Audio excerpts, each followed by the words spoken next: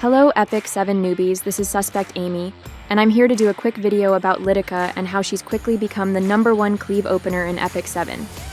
The TLDR is basically that Lidica enables the most lethal Cleave follow-up units, while at the same time mitigating pretty much every Cleave counter. I can tell that a lot of people I'm playing against have no idea what she does, because they keep counterpicking with units that she absolutely dominates. Use her while you can, boys. I have a feeling she's going to start getting banned more and more very soon. So what makes Lidica so good? For all you newbies out there, let me take 30 seconds to explain how Cleave works. The idea is that you want as many of your heroes to take a turn before your opponent does. You want to do as much disablement and destruction as possible, so that by the time the enemy finally gets a turn, it's already game over. Now, in order to go first, you typically don't build a bunch of heroes with crazy high speed. First, that's almost impossible unless you have a top-tier account. Second, you can't build heroes that fast and also make them high damage dealers. So what you usually do is build one hero with very high speed and have them pull your high damage follow-up units ahead of the enemy team. Now that that's out of the way, there are two ways to draft Cleave. Don't think you can big brain your way into a perfectly speed-tuned setup, like having one hero strip, another defense break, then another buff, and finally a damage dealer to wipe everyone out. That works in Arena, but it's nearly impossible to pull off in RTA. The first way to draft is to go all in right from the start. The downside is that everyone knows you're cleaving, so your opponent will just load up on anti-cleave units, or try to contest your speed. At that point, it becomes more of a gear check. The second way, which I find more successful, is to start with standard heroes and transition into Cleave during the ban protection phase. This means your opponent will have fewer anti-Cleave units on the field. The problem with this approach is that since you have fewer Cleave units on the board, those you do bring need to be insanely strong, or your Cleave just won't work. Gone are the days when you could use a unit like Oxlots to push a single AoE damage dealer up and kill the whole team.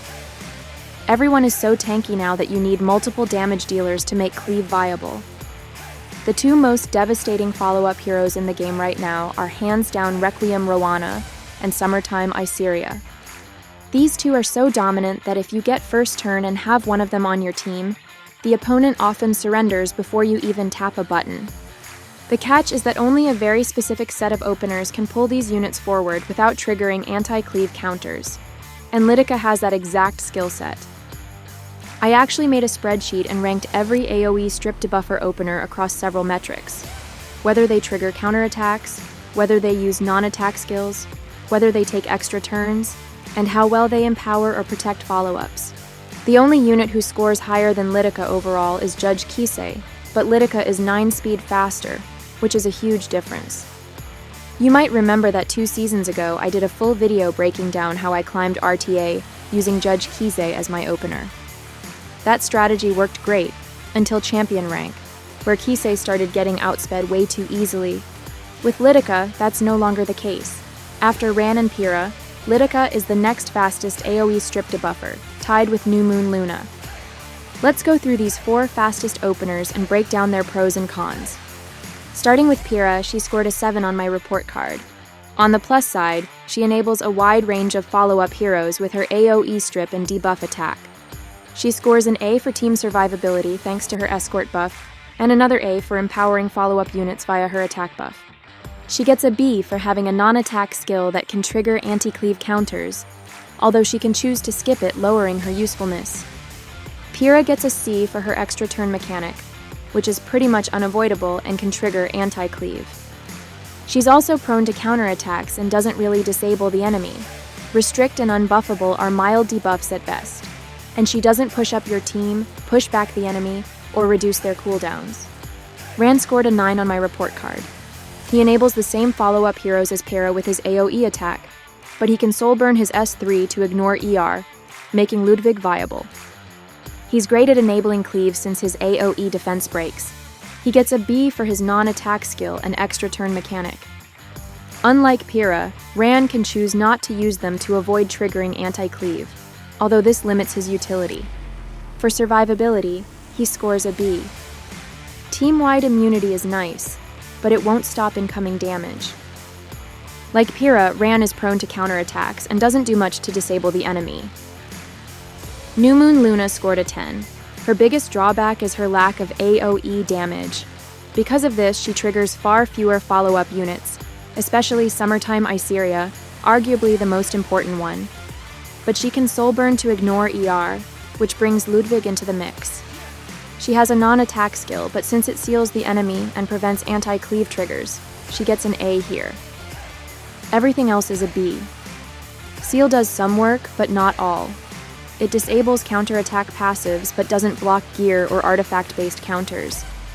Seal also boosts your team's survivability and helps with empowerment, but it's highly situational, hence the B. And while she seals the enemy, she doesn't truly disable them. They can still take their next turn and use all their S3s like usual. To score high in disablement, a unit needs to take at least one dangerous enemy out of play, push back turn order, or reduce cooldowns. Luna doesn't do any of that. And finally, the queen of them all, Lidica. She scored a whopping 15. She enables nearly every follow-up unit, including Ludwig, with her ER ignoring soul burn. She has no non-attack skills, and her extra turn comes from a CR push, so she doesn't trigger anti-cleave. Her AoE attack binds the enemy, completely shutting down counterattacks, and she boosts team survivability with skill nullifiers and enemy resource reduction. She can outright disable a dangerous enemy unit by pushing them to the back of the line. Her only weak spot is a B in follow-up empowerment, since her defense break is single target only. And that, my friends, is why Lidica is now the best cleave opener in Epic 7. No one comes close.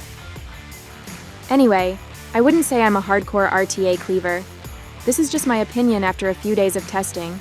Please post a comment if you think I'm way off base on anything. That's all I have today. Thanks for watching my video. Bye everyone.